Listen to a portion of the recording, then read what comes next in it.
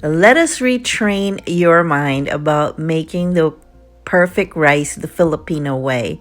Forget about what Jokoy said or whatever a Filipino told you to use your middle knuckle to make it, because this is the very correct way to make Filipino rice. I got you.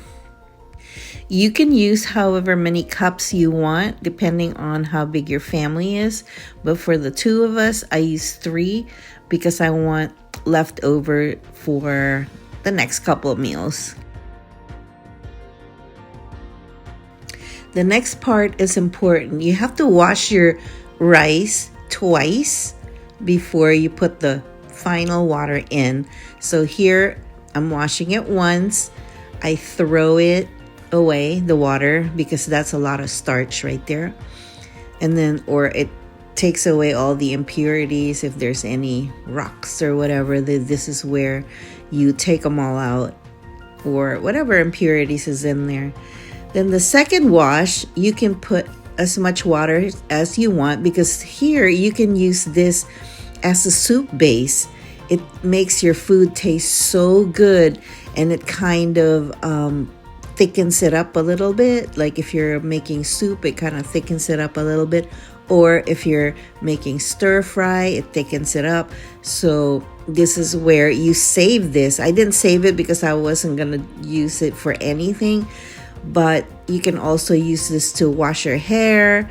You know, there's so many things. You just have to go and research it. But this is really good for something.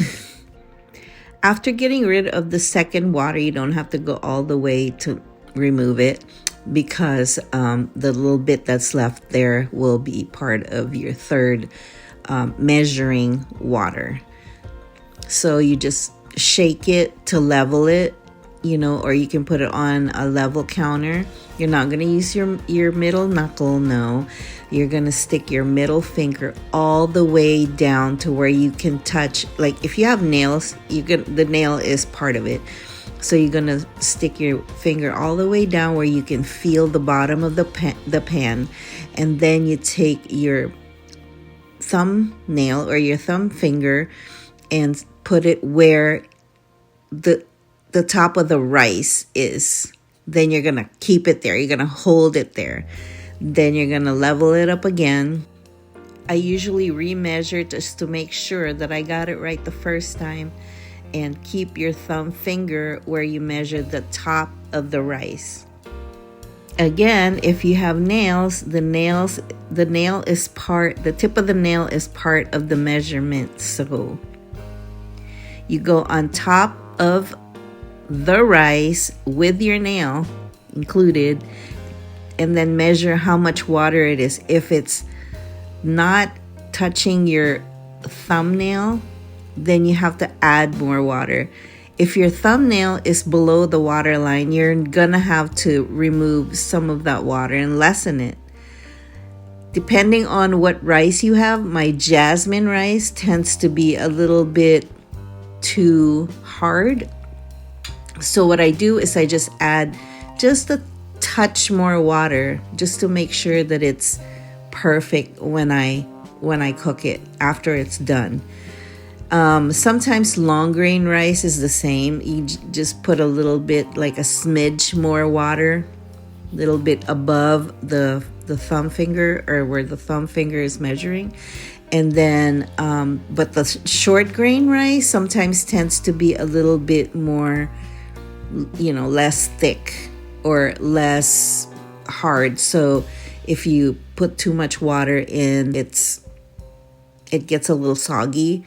So I just experiment for myself, but I know that jasmine rice this is how jasmine rice is.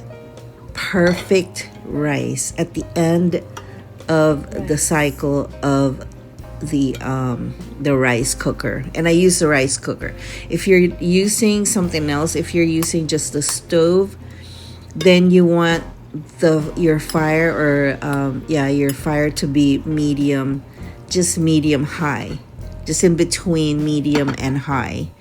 And then you have to watch it. This is why I like rice cookers, because you don't have to watch it. You could just forget about it.